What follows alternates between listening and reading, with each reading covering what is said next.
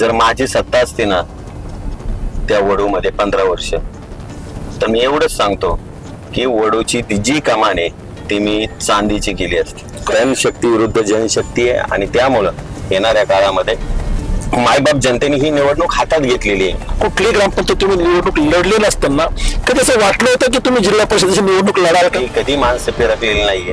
ती या इलेक्शन लागल्यानंतर 2 महिन्यात फिरकली. ज्यावेळेस वडू आमच्याकडे इकडे येणार नव्हतं, ते या गटात येणार नव्हतं, त्यावेळेस त्यांनी यात्रा तिकडे काढल्या. एक गाडी तिकडे भरून नेली आणि ज्या वेळेस इकडे गट आला तर ही कुठली ह्या भागातली लोक नेली. प्रेक्षक नमस्कार, आता आपण आहोत पाबळ केंदूर गटामध्ये. खरं तर आता मतदानाला अवघे काही दिवस शिल्लक आहे. नेमक्या प्रचार यंत्रणा कशा पद्धतीने सुरू आहे, उमेदवारांचा प्रचार कशा पद्धतीने सुरू आहे, खरं तर जाणून घेण्याचा प्रयत्न आहे. आपल्या समेत या पाबळ केंदूर जिल्हा परिषद गटातील भारतीय जनता पार्टीचे उमेदवार विकास नाना गायकवाड. नाना, आपलं स्वागत आहे आपल्या हाऊसमध्ये. नमस्कार. नाना, खरं तर तुमची लोकप्रियता आम्ही या भागात फिरून पाहतोय. अनेक दिवस झाले ज्यावेळेस आम्ही कव्हरेज करतोय, आमची टीम फील्डवर जाते, त्यावेळेस बोलबाला मात्र विकास नानाचा दिसतो. पण तुम्ही प्रत्यक्ष मतदारांकडे जेव्हा जाताय तेव्हा मतदार तुम्हाला काय सांगताय, या भागातल्या काय समस्या आहेत, त्यांना तुमच्याकडे काय अपेक्षा आहे? लोक आम्ही ज्यावेळेस भेटायला जातो त्यावेळेस लोकांच्या पुढील ज्या अपेक्षा आहेत त्या की या भागातील रस्ते चांगले असावेत, पाण्याची जी बारागावची मोठी समस्या आहे तिच्यावरती काहीतरी तोडगा कायमस्वरूपी निघावा, जेणेकरून या भागामध्ये शेती अजून डेव्हलप होईल. त्या अपेक्षा आहे. शिक्षणावरती चांगलं नियोजन त्या ठिकाणी करणं गरजेचं आहे. आपण पाहतो की शिक्षणावरती शासन देखील भरपूर निधी उपलब्ध करून देतं, परंतु साहजिकच ते गावगाड्यापर्यंत पोहोचवताना नियोजन व्यवस्थित मांडणी करून त्या ठिकाणी पोहोचवणं गरजेचं आहे. शिक्षण आणि शेती हा मुख्य विषय या भागातील आहे. म्हणजे त्याच्यासाठी पाणी महत्वाचं आहे, शिक्षणावरती त्या ठिकाणी नियोजन महत्वाचं आहे आणि ते सगळं येणाऱ्या काळात आम्ही करू हे आश्वासन आम्ही प्रत्येक मायबाप जनतेला त्या ठिकाणी देतोय. नाना, खरं तर तुम्ही शेतकरी पुत्र आहात, तुम्हाला शेतकऱ्यांच्या सगळ्या व्यथा समस्या याची खरं तर जाणीव आहे. तुम्ही आज निवडणूक लागली म्हणून मतदारांमध्ये नाहीये, याच्या आधीही तुम्ही तुमच्या सोशल फाउंडेशनच्या माध्यमातून सामुदायिक विवाह सोहळे असतील, शेतकऱ्यांना पाणी देणं असेल, कारण आपला पाबळ केंदूर भाग आजही पाण्यासाठी वंचित आहे. याच्यातून तोडगा कसा काढणार आहे, काय पुढची भूमिका असणार आहे? आम्ही 8-10 वर्ष या परिसरामध्ये एक समाजकारणाचं रोपटं लावण्याचा प्रयत्न छोटासा आम्ही या भागामध्ये केलेला आहे आणि त्याचा वटवृक्ष होत असताना मायबाप जनतेने त्याची सावली आज या निवडणुकीच्या माध्यमातून आशीर्वाद आतापर्यंत आम्हाला दिलेले भरभरून प्रेम आम्ही त्या ठिकाणी गेल्यानंतर लोक आमच्यावरती करतायत.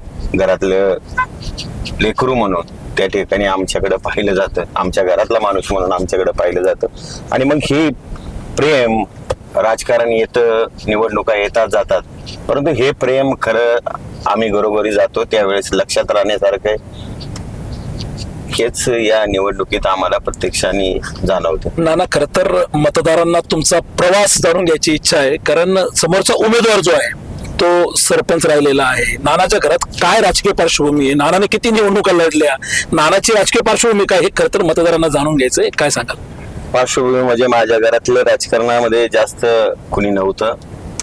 मी लहानपणीच आईवडिलांचं क्षेत्र हरपल्यानंतर पुणे या ठिकाणी मामाच्या घरी लहानाचा मोठा झालो.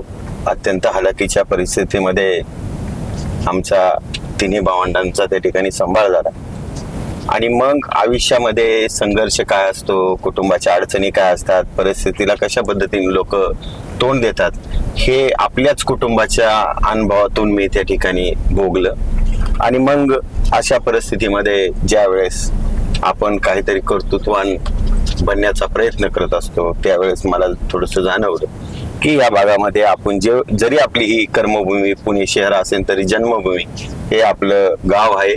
त्या गावासाठी, त्या आजूबाजूच्या परिसरातील लोकांसाठी आपण काहीतरी करू शकतो आणि मग त्याच प्रेरणेतून एक सामुदायिक विवाह सोहळ्याची चळवळ माझ्या सर्व सहकाऱ्यांच्या माध्यमातून मी हिवरे गावामध्ये सुरू केली आणि त्यामधून अनेक लोकांच्या अडचणींना डोळे पुसण्याला अश्रू पुसण्याचं काम मी माझ्या सहकाऱ्यांच्या माध्यमातून सामुदायिक विवाह सोहळा असेल, कोरोनाचा काळ असेल, त्या माध्यमातून सामाजिक कामामध्ये अग्रेसर झालो.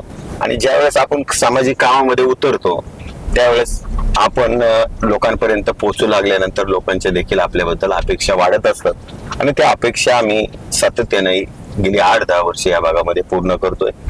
त्यामुळं आज याच्या आधी तुम्ही एकही निवडणूक लढलेला आहे ना? ह्याच्या अगोदर निवडणूक मी लढलो नाहीये. आमच्या 5 वर्षाच्या कालखंडामध्ये गावामध्ये गट तट असतात, ते दोन्ही गट माझ्याकडे आले. आपल्याला गाव आमच्या गटाकडून तुम्ही लढलं पाहिजे, आमच्या गटाकडून लढलं पाहिजे. आणि मी विचार केला की आपण एक व्यावसायिक आहे, आपण ज्या वेळेस गावगाड्यात जातो सगळे गाव ग्रामस्थ आपल्याला प्रेम देतात, बिनाई बाप्पाचं लेकरू आहे म्हणून आपल्याकडे ते पाहतात आणि मग आपण प्रत्येकाच्या प्रेमापोटी त्या ठिकाणी राजकारणात एका गटाकडे गेलो तर वाटला जाऊ शकतो. म्हणून त्या ठिकाणी राजकारण न करता मी भूमिका गावापुढे मांडली की आपण गाव बिनविरोध करू आणि गाव आम्ही बिनविरोध केलं.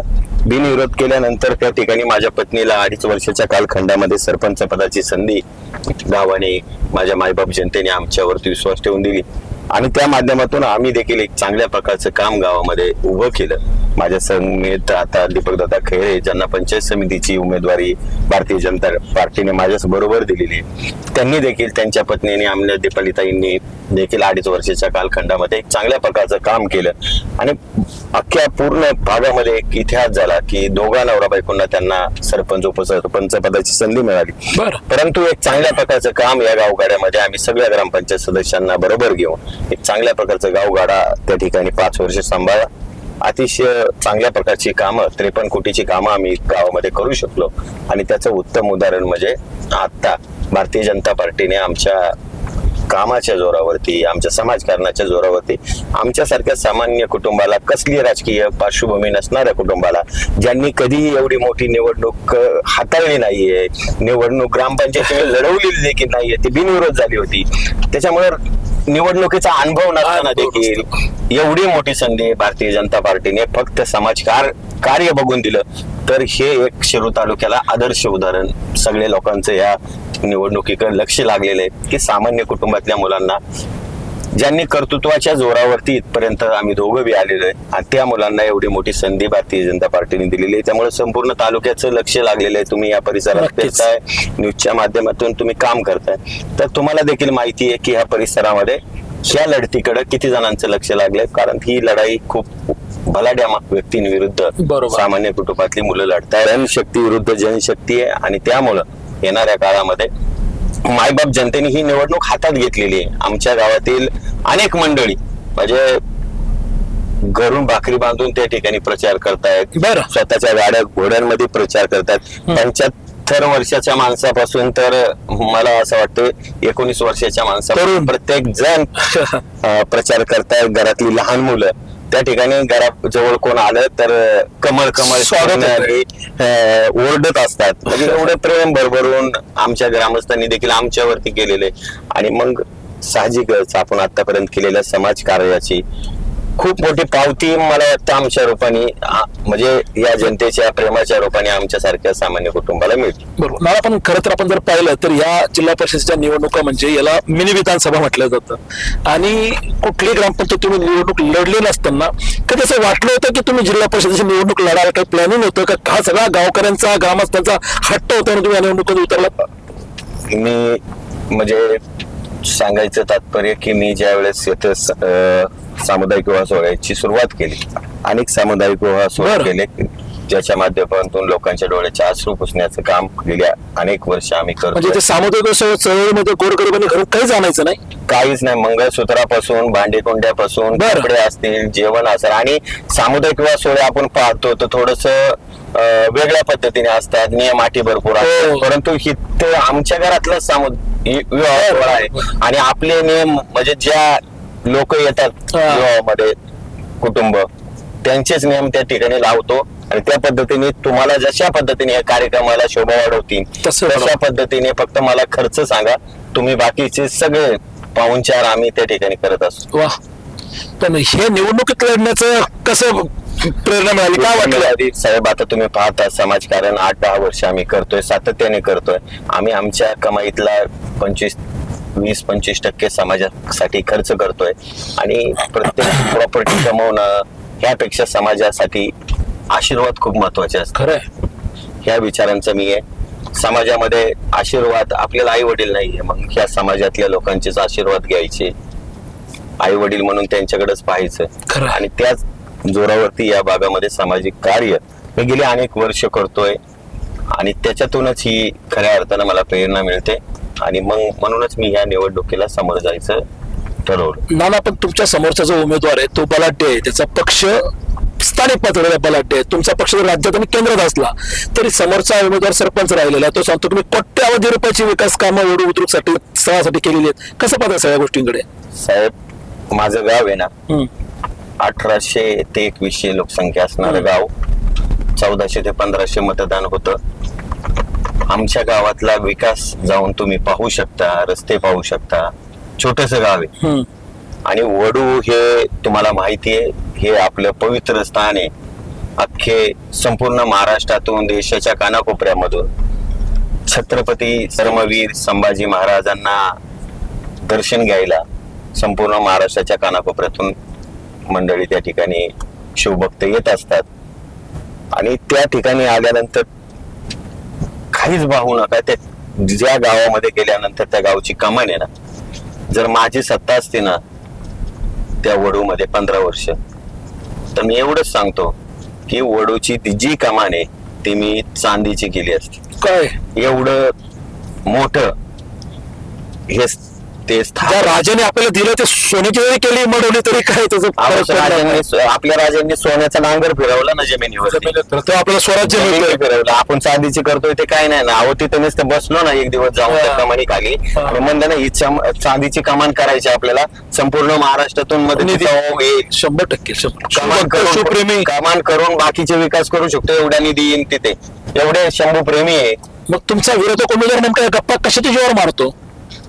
गप्पा आता निवडणूक आल्यावरती गप्पा मारायच्या, लोकांना दिशाभूल करायचं, भावनिक करायचं आणि त्याच्यामधून आपली पोळी वाजून घ्यायची, हे इथून मागच्या कालखंडामध्ये त्यांचं चालू होतं.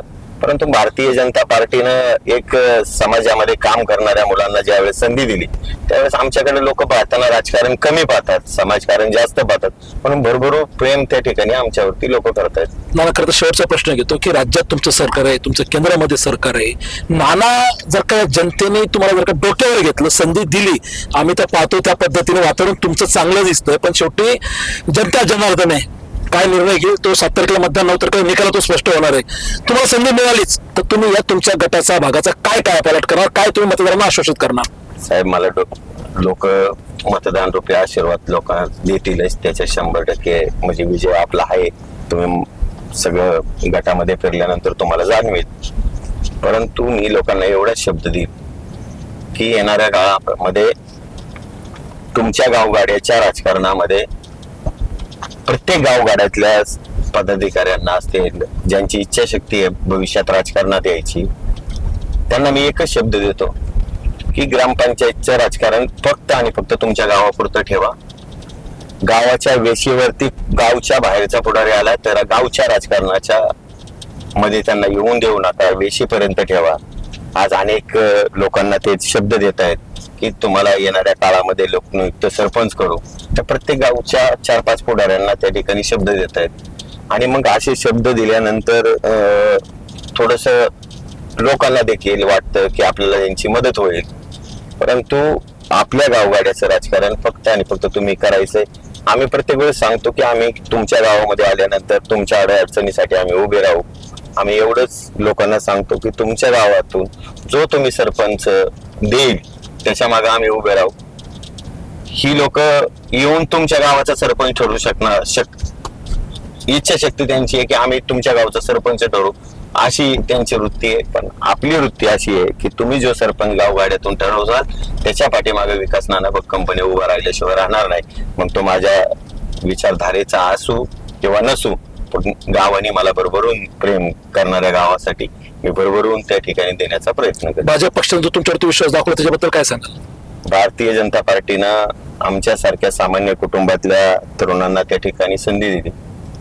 आम्ही विचार ही देखील केला नव्हता साहेब की 1400-1500 मतदान होणाऱ्या गावामध्ये ज्या वेळेस आमच्यासारख्या सामान्य कुटुंबातला 2 तिकीट भारतीय जनता पार्टीने दिली आणि ती बी भारतीय जनता पार्टी म्हणजे देशाचे पंतप्रधान त्या पार्टीचे, मुख्यमंत्री त्या पार्टीचे, पुण्याची महानगरपालिका त्यांच्या हातात आहे, पिंपरी चिंचवडची महानगरपालिका त्यांच्या हातात आहे आणि एवढ्या मोठ्या या पक्षानं आमच्यासारख्या सामान्य कुटुंबातल्या तरुणांना संधी दिली आणि ज्या बाकीच्या पक्षांकडे आम्ही मागणी करत होतो त्या पक्षाने आमचं गाव लहान आहे म्हणून मला पंचायत समितीचे तिकीट देखील नाकारलं, जिल्हा परिषदचं तिकीट देखील नाकारलं आणि फक्त पुढच्या व्यक्तींकडे पैसे बघून तिकीट दिलं. 8 वर्षे काम करणारे सगळे म्हणजे त्या भागातील पदाधिकारी असतील सगळ्या पक्षाचे त्यांनी माझं जवळून काम पाहिलं आणि त्यांनी देखील मला संधी न मिळाल्यामुळं हळहळ व्यक्त केली. पण भारतीय जनता पार्टीनं एक आमच्यावरती जो विश्वास दाखवलेला आहे, आम्हाला जो या ठिकाणी संधी निर्माण करून दिली, येणाऱ्या काळामध्ये पक्षासाठी देखील आम्ही आमच्या परीने एक मोठं योगदान दिल्याशिवाय राहणार. मला 7 तारखेला मतदान होणार आहे, 9 तारखेला निकाल काय वाटतं विजयाचा विश्वास गुलाल कोणाचा?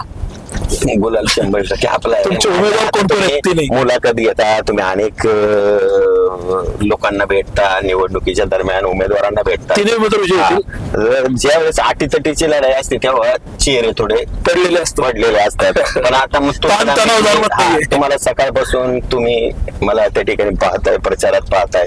आता मी तुमच्या गाडीत बसलो, तुम्हाला वाटतं का मी प्रचारक, आता तुम्ही थांबा म्हणले होते, मी म्हणलं गाडीत बसून बोलू, परंतु वेळ नाहीये, मला कमी वेळ मिळाला आणि लोकांपर्यंत पोहोचायचंय. आणि मग तरी देखील तुम्हीच सांगा मला की माझ्या चेहऱ्यावरून तुम्हाला अनुभव काय वाटतो की मी खरंय तुमचा उत्साह सांगतोय, तुमचा विश्वास आहे. विजय आपला पक्का आहे, विजयाचं काय नाही, विजयासाठी ही लढाई नाहीये. मतदारांना काय अपील करायला तर मतदारांना सांगा की लोकांनी ही जनशक्ती असणारी निवडणूक कुठल्याही प्रलोभनाला बळी न पडता तुम्हाला मतदान कसं करायचं एकदा प्रेक्षकांसाठी मतदारांसाठी सांगायचं. तर तुम्ही म्हणताय म्हणून सांगू शकतो, परंतु सांगण्याची गरज नाही. मायबाप जनता आहे ना, जे या प्रबोधन इथून अगोदर दाखवले त्या लोकांनी जे यात्रा केल्या त्या लोकांनी मला साहेब घरी गेल्यानंतर 1000-2000 रुपये माझ्या खिशात टाकलेले, आज देखील माझ्या खिशात मी बांधून ठेवलेले की ते कुठेतरी विजय झाल्यानंतर कुठेतरी अनाथ शाळेत जाऊन ते मी खर्च करणार. ही लोकांनी दिलेली आणि ही असे तसे पैसे नाहीये. हे जे यात्रेला गेले होते उज्जैनला, ज्यांनी त्यांना असं प्रबोधन दाखवलं त्यांनी, आणि आज बोलतायत ना ते की नाना आम्हाला एक बाजू नाण्याची माहिती होती, दुसरी बाजू माहिती नव्हती आणि उमेदवार देखील माहिती नव्हता की तुमच्या रूपाने समोर आम्हाला येईल.